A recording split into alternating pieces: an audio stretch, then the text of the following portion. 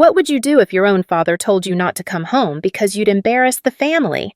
Meet Jade, a 32-year-old biotech co-founder living near Boston whose quiet life unravels when a single phone call shatters her place in her family. A mysterious birthday party, a sister who outshines her, and a shocking demand leave Jade questioning everything she thought family meant. What secret sparked this drama, and how will it change her forever? Hit that like button, subscribe, and keep watching to dive into this jaw-dropping family saga. I live in a quiet town a 50-minute drive from Boston. Each morning I brew a strong espresso tune into the weather forecast and stroll to my office just a block from home. I'm the co-founder of a biotech startup in healthcare, a role that's tough to sum up, especially for those who picture office life as endless data entry. My family never grasped what I do, or maybe they never cared to try. To them, I'm the odd younger sister, always in simple clothes, minimal makeup, tethered to my laptop or buried in meetings. My older sister Tiffany, 3 years my senior, is their pride and joy, radiant, poised, soft-spoken, effortlessly charming. In family photos, I'm a dim outline behind her glow. At Thanksgiving or Christmas, relatives swarm her with compliments. Tiffany, that dress is stunning. Or Tiffany, a doctor boyfriend. Impressive me. If anyone notices, it's a vague. Jade's doing something in biotech. I'm a footnote in their story. I used to believe that if I worked hard enough, stayed in the background, and shouldered the weight, my parents would one day see me and feel proud like they do for Tiffany. But their attention, their expectations, their praise, it's always hers. I'm the distant one, reserved, hard to reach. They never knew I stayed at the office past midnight navigating a crisis for a $2 million public health project. They never asked what it took to build a company from nothing with 3 college friends. When people ask about my family, I offer a faint smile and say, "We haven't talked in a while. It's fine." Not because I'm hiding anything, but because there's nothing left to share. It's been over 2 years. No texts, no calls, no birthday wishes, just a silence, like a cord severed and left unplugged. I used to think family was the one place you could always return to. That belief broke on my mother's birthday. It was late March, and I'd just secured a major funding round with a New York investment firm. I planned 3 days off to fly home early and help with Mom's birthday, as I always did. Nothing lavish, just pitching in like usual. When I called to confirm, Dad answered. "I'm coming back early," I said. "Let me know if you need me to grab anything or help prep." His voice wasn't angry, just off. A brief pause, then a throat clearing. "Jade, it's better if you don't come this year."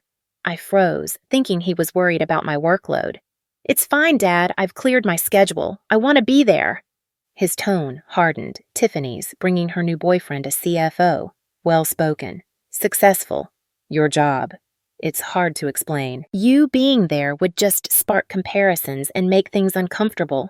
Stay away. A cold ache tightened my chest, sharp and creeping. I gripped the phone, my voice low. "Are you saying I embarrassed the family? That I shouldn't come home because I'm a disappointment?" He didn't back down. Worse, he doubled down. "If you show up, don't call me your father." The line went dead. No hesitation, no second thoughts. My apartment felt unnaturally still. The espresso cup in my hand had gone cold. I stared into the void, the world splitting open with his words. I didn't cry. I just sat there realizing I was no longer part of the family I'd fought to hold together. In my familiar armchair by the window, early spring, sunlight spilled through white curtains, but it couldn't touch the chill inside me. His voice echoed sharp and final. "If you show up, don't call me your father." My hands trembled not from anger, but from something deeper. A fracture I'd always thought, even if I'd never be loved like Tiffany. I was still their daughter. I wasn't. I rose and crossed to my desk. Without pausing, I opened my laptop and logged into my banking app. For over 2 years, I'd sent my parents money every month. Electricity, water, internet cable, nearly $6,000 plus extra when Mom mentioned a broken fridge or Dad's car repairs. They never asked if I could afford it. They'd say, "Tiffany's struggling after a job switch. If you can help, it'd be great." And I did, silently, as if duty were a contract I'd signed the moment I started earning. I opened the transaction history and scrolled. The total popped up, $15,710. My heart sank. Not because I regretted it, but because even after all of that, I was never enough. I hovered over each bill, electric, water, internet, click. Then another. Notifications popped up, auto payment canceled successfully. No alarms, no warnings, just silence, just like how I'd always existed in my family. That night, I couldn't sleep, not because I was angry, but because I kept thinking about how everything unfolded, about what my father said, about how my entire family was willing to cast me aside just to impress Tiffany's new boyfriend, a man I hadn't even met. I'd been compared all my life. But this was the first time I was publicly rejected, as if my existence was an inconvenience. Mom's birthday came quickly. I didn't call, I didn't send a card, I didn't post anything online. Not out of spite, but because I couldn't pretend anymore. At exactly 5:00 p.m., as I sat on my balcony sipping peppermint tea, my phone buzzed. It was my mom. I stared at the screen for a few seconds, then let it go dark. A message came in right after Jade. "Why is the power out? Can you check for us?" I sat down my tea and opened the next message from Dad. "No water, no internet. Call the providers. Your mom's freaking out." I sat in silence, eyes fixed on the tree line out back. No anger, no pain, just an eerie calm. They didn't ask, "Are you okay?" Not a word about the phone call. They just wanted me to do what I'd always done, clean up the mess. Then came a text from Tiffany. "The internet's down. Guests are coming and Mom is almost in tears. What's going on?" I picked up my phone and typed, 3 weeks ago, Dad told me if I insisted on coming home, I shouldn't call him my father. I'm just doing what he asked. If this is inconvenient, maybe find someone you're not ashamed to introduce. I didn't send it, I deleted it. Not because I regretted it, but because I knew. No matter what I said, they'd only hear what suited them. I set the phone down, leaned back in my chair, and closed my eyes. My little apartment was still and quiet. No complaints, no judgmental looks, no demands. The next day, Tiffany left a voicemail. "Mom's been crying since last night. Do you know how important yesterday was? My boyfriend met the family for the first time and everything got ruined. You're so selfish." I listened to the whole message, then turned off my phone. For years, I hadn't been selfish enough. Now, it was time I opened my work email and checked the weekend operations report. One subject line stood out. New Jersey staff transfer to Boston, awaiting approval. I opened the attached list, skimmed through the names, and then I stopped Spencer Prescott. That name made my heart skip a beat. I remembered it because just 3 days ago my mother had mentioned it.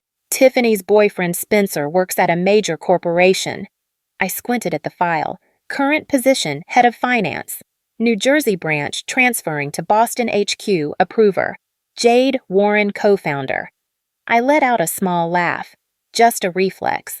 The world was smaller than I thought, and I knew what was coming had only just begun. I sat still in front of my laptop, hand resting on the mouse, my chest hollow as if someone had taken a piece of my memory I'd clung to for too long. Nearly 16,000 cents. Every cent of it paid by me, month after month, without reminders, without delays. And yet not once had they said thank you. Not once. I scrolled back through the payment list, the same lines repeating $192.48 my electricity, $136.72 my water, $248, 50 cents my internet and cable, month after month. Like I was their unpaid family accountant, unseen, unacknowledged, forgotten. I remembered the last phone call with my mom about a year ago when she called around midnight just to say, "Jade, the bathroom pipe burst. Can you call someone? Tiffany's on vacation with her boyfriend. You're the only one left. You're the only one left." It sounded harmless, but it was a bitter truth. I wasn't loved like a daughter. I was just the solution when the ones they truly cared about didn't show up. And now being told not to come home because my presence didn't look good, I finally understood. All these years, nothing I did was ever received with love. I was only remembered when a bill needed paying or a problem needed fixing, but when I needed something, no one was there. My phone lit up again, a message from my mom. "Jade, I know. Yesterday got a little tense, but if you could take care of the internet bill, that would be great. Tiffany is trying to keep things calm with the guests." I stared at the message like an outsider. No apology, no mention of the cruel rejection from my father. Just another request like always. I set the phone down without replying. I stepped outside onto the porch, sitting in the wooden chair under the fading April sun. Boston wasn't warm yet, but the crisp air somehow made me feel clearer. I thought about Spencer Tiffany's new boyfriend, and now my incoming employee. The irony. My family excluded me from Mom's birthday because of him while he was about to report directly to me. If life were a comedy, this would be its finest punchline. I returned to my desk and opened the email. The subject line stood out. New hire confirmation. Spencer Prescott transfer to Boston office. I clicked on the profile. Everything matched: age, experience, degrees, a polished resume. Exactly the kind Tiffany would go for. Educated, established, charming on paper. I looked at the attached photo. Something familiar. Then I remembered. We'd briefly met at a conference about 6 months ago. He shook my hand and politely called me co-founder Warren. But neither of us made the connection. Or rather, I never cared enough about Tiffany to know who the man beside her was. Now, I had a choice. Approve the transfer or deny it, but I knew I didn't need to do anything. Life had already written the perfect script. I just needed to sit back and see what would happen when Tiffany found out her boyfriend reported to the sister who embarrassed the family. The next day, Spencer arrived at the office. He stepped into mine with a folder, his face slightly tense. When I looked up, his eyes paused on me, then widened in shock. "Jade," he asked softly.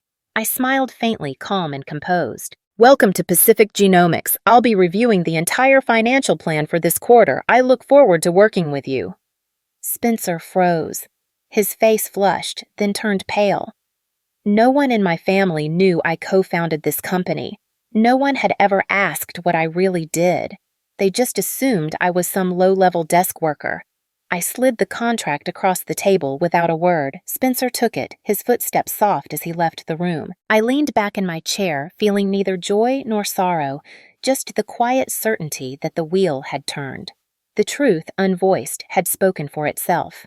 On the morning of my mother's birthday, Boston woke under a heavy gray sky. Fog clung to the air, blurring the world, as if it too sensed something unraveling. I poured a strong black coffee, settled by the window, and gazed at the empty yard. No plans, no messages, no birthday post. I wanted everything to unfold exactly as it was without my interference. At 9:00 a.m., my phone vibrated, a text from Mom, Jade. "Sweetheart, the power's out. Can you check? It's an important day." Her tone was warm familiar, as if the past had never happened, as if my father hadn't told me I shamed the family and should stay away. I set the phone face down. 15 minutes later, another message, this time from Dad. "No power, no water either. Payments late. Call the provider now." Curt, icy. No trace of warmth. No acknowledgement of my exclusion from the party. Just an order, as if I were still their errand runner. I exhaled. For 2 years, I'd kept their bills paid, electricity, water, internet cable. I'd canceled them all the night. My father hung up cutting me off because I was hard to introduce. Now, on the day Tiffany planned to present her boyfriend to the family, their house stood silent. No lights, no water, no connection, just as I'd known it would. By 11:00 a.m., the texts poured in. "Mom, Jade, please, I'm begging. Guests are here. Can you fix this? Dad, no power, can't cook. Where are you? Handle it.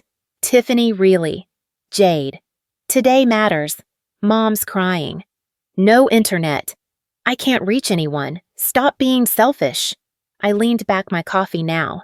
Cold, the messages didn't spark triumph or satisfaction. They left only a hollow stillness, steady and unyielding. Then my phone buzzed again, a video call from Aunt Meredith, the only relative who still sent holiday texts, though I rarely replied. I hesitated, then answered. Her dim kitchen flickered into view, lit by a phone's flashlight. Her eyes were red, weary. "Jade," she said softly, "your mom's frantic. The house is dark. Everyone's scrambling, and no one knows why I stayed silent, meeting her gaze." She paused, then said, "Not accusing, not excusing. What happened? You've never missed your mom's birthday. I know you have reasons, but tell me." I drew a steady breath. Dad said I made the family look bad, said if I showed up, I shouldn't call him my father. What would you do after that? Meredith froze, her expression shifting. In the background, voices rose. My mother, sharp. She's probably sulking. No one's cruel enough to do this. Then another louder Tiffany. Spencer's almost here. Someone called the power company. I can't believe she'd ruin today. I gave a faint, joyless smile. Meredith heard it all. She didn't speak, didn't defend them. Then the screen tilted and a new face appeared. Spencer. Polished suit, composed as ever. He stared at me, blurting out, Jade. The room fell silent. You're Jade Warren from Pacific Genomics. I nodded, unflinching. A long pause. Spencer turned to the others. She's my boss. She approved my transfer to Boston. Silence gripped the room. Tiffany's mouth fell open. My parents stood motionless. No one spoke, I said calmly. Hope your introduction goes well. Then I ended the call. I set my phone down, the silence around me almost tangible. Outside, faint afternoon light pierced the heavy clouds. No voices, no follow-up texts, just a strange, weightless relief. The truth had surfaced, not through me, but through them. Spencer had made it clear I was his superior co-founder of Pacific Genomics, not the desk worker they'd assumed. In that moment, their kitchen became a stage where facades crumbled. Tiffany, who once murmured to Mom that I should pick an easier job to introduce, stood frozen beside an unlit birthday cake. She'd worked so hard to dazzle her boyfriend with a flawless family image, but it was that boyfriend who named me his boss in front of them all. I could see it unfold like a memory replayed. My mother flustered, nearly dropping the cake tray. My father, face flushed, clutching the table's edge. The relatives there for free food and gossip sat stunned eyes darting as they pieced it together. And Meredith still on the call, her gaze no longer questioning, but tinged with respect. She gave a small nod before the screen went dark. That evening, I got the first message from Tiffany. Long, messy, a mix of anger and desperation. You knew all along, didn't you? You let it happen right during the party? Mom's been crying all night. Spencer doesn't even know how to react. Don't you think that was cruel, Jade? I watched the message pop up on my screen, but didn't open it right away. I made a cup of ginger tea and sat on the couch, letting the steam ease the tightness in my throat. I didn't feel joy, but I didn't feel guilty either. After about 10 minutes, I finally hit reply. Just a few lines. No need for more. You say I was cruel. I was just at home. I didn't start the video call. I didn't call myself his boss. I didn't do anything. And if a single truth was enough to ruin the whole party, maybe that party was never built on anything solid in the first place. I hit send. I wasn't waiting for a reply. Half an hour later, my phone buzzed again. This time, it was my mom. The message was short. I never expected you to choose this way to get back at the family. I closed my eyes and leaned back in my chair. Get back. Is that what they thought this was? I just remembered being shut out of a family event, having my role as a daughter dismissed because my job wasn't impressive enough. I remembered quietly paying dozens of bills over 2 years without a single check-in. I remembered trying so hard to be accepted, to be loved. And now, I was done trying. Around 10 p.m., I got an email from Spencer. Jade, I'm sorry I didn't know sooner. I truly respect you for your work and for the way you stayed silent today. I've never felt more ashamed, but not because of you. I read it, then replied slowly. Spencer, you don't need to apologize. Everyone is responsible for how they choose to see others, and don't worry. I never bring family matters into work, but I hope you understand now. Sometimes silence is the greatest strength. I clicked send, turned off my screen, and placed the phone face down on the table. Tomorrow I'd still go to the office like usual. There would be reports to review, meetings to prepare for, and a world still turning outside. Only now there was one difference. Starting today, they, the ones who once dismissed me, finally knew who I was, and without a single shout, without any accusations, I had made them go silent. The next morning, as I walked into my office, sunlight filtered through the glass panels, casting a warm golden glow across the room. The air was calm, as if the universe had given me a few quiet minutes to breathe before the day's noise returned. I sat at my desk, powered on my computer, and opened my email as usual. In the priority inbox, there was one unread message. Sender, Spencer Prescott. I clicked it. Subject, apology and goodbye. Jade, I don't know where to start, but after last night, I couldn't sleep. I've been thinking what happened probably shouldn't have happened in front of so many people, but at the same time, I feel a strange sense of clarity, especially about you. I'm not ashamed that you're Tiffany's sister. I'm ashamed that I didn't see her true self sooner. I can't stay in a relationship where basic respect doesn't exist. As of today, I'm ending things with Tiffany. Thank you for staying silent yesterday, and thank you for the way you lead, quiet but strong and fair. Spencer. I read it twice, then leaned back in my chair. I wasn't happy that Tiffany got dumped. I just felt something, right? Like for the first time, someone outside finally saw what I'd been living with for years. The things I was told I was too sensitive about or too cold for staying quiet about. I didn't reply. There was no need. But about 2 hours later, as I was reviewing the financial summary from the finance team, my phone lit up. A message from Tiffany. Jade, I know you're busy, but please can you talk to Spencer for me? He's misunderstanding everything. I looked at the message calm and unmoved. I didn't reply right away. Less than 5 minutes later, another message came through. You're his boss. You have influence. If you say something, he'll reconsider. I stood up and walked over to the window, gazing down at the busy street below. All those years I had wished for just one message from Tiffany, checking in when I was hurting, one word of encouragement when I failed, but there was nothing. And now that her relationship had crumbled, the person she turned to was me, not to apologize but to fix it. I returned to my desk and typed, Spencer didn't leave because of anything I said. He left because of who you are. And maybe for the first time he really saw it. Tiffany didn't reply immediately, but about an hour later, a new message arrived. You're right, but I really don't want to lose him. I'll change this time, please just this once. I didn't respond, not because I was angry, but because I was past the point of explaining. When I left the office that evening, the early spring breeze was still chilly, but the sunset cast a deep orange glow across the rooftops. I walked to the parking lot slowly, without hurry, without worry. Maybe for the first time in years, I felt light. I hadn't sought revenge. I had simply lived my truth and let the rest reveal itself. Tiffany had brought this ending on herself, and Spencer, once dazzled by the facade of a perfect family, had finally seen the foundation beneath, the one I had lived on most of my life.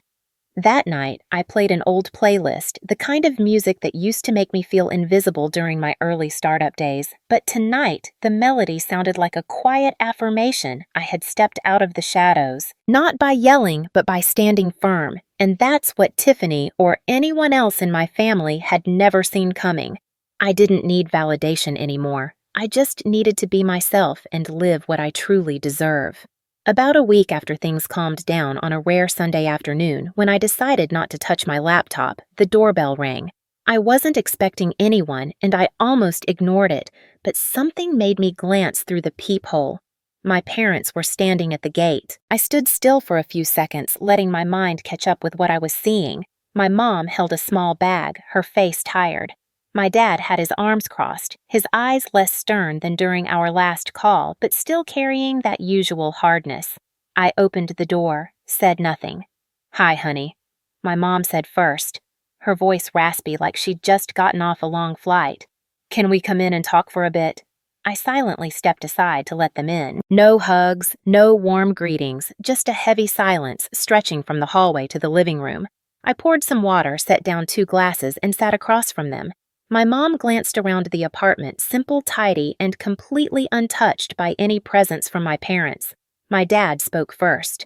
About your mom's birthday, I said some things I shouldn't have. I stayed quiet.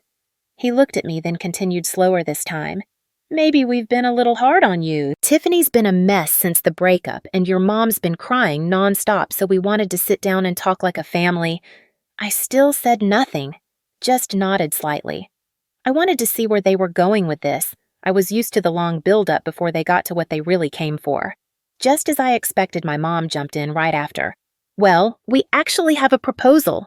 She hesitated, then placed the bag on the table and pulled out a printed sheet. We've thought it through. You're stable now. Your job is great. If possible, we're hoping you could help us with a monthly contribution around $2,000, just enough to cover living costs, insurance, and some retirement savings. I looked up at her $2,000 a month. My dad jumped in as if afraid I'd misunderstand. It's not much for someone in your position. We're family. Jade. I sat up straighter and kept my tone steady. What about Tiffany? My mom hesitated. She's not doing well after the breakup. She's down. Work's not going great. We can't pressure her. I let out a soft laugh, not out of bitterness, just because it was all so familiar. Tiffany was always the one who couldn't be pressured, and I was always the one who could handle it. I looked directly at them. If Tiffany agrees to contribute her part, $1,000 EUI contract 1, that clearly states, when you both pass, all assets, including the house, will belong to me. Silence filled the room. My father furrowed his brow, his face flushing red. Are you seriously giving your own parents conditions? I didn't blink. Not conditions, principles. I already spent nearly $16,000 on this family over 2 years without anyone ever acknowledging it. If you want me to continue, then things need to be clear. My mother glanced at my father, her voice trembling slightly. Maybe we should discuss this calmly. He surged from his chair, his palms striking the wooden table, sending the glasses clinking. 20 years we raised her, and now, when we need a little support, she demands a contract. Unbelievable. I sat still, my gaze steady on him. Dad, I don't owe you. If you see raising me as an investment, demanding repayment, we can tally every cent, but I won't buy your silence with my own. He opened his mouth, then froze. Lips clamped shut. My mother rose, gently pulling his arm. Let's go!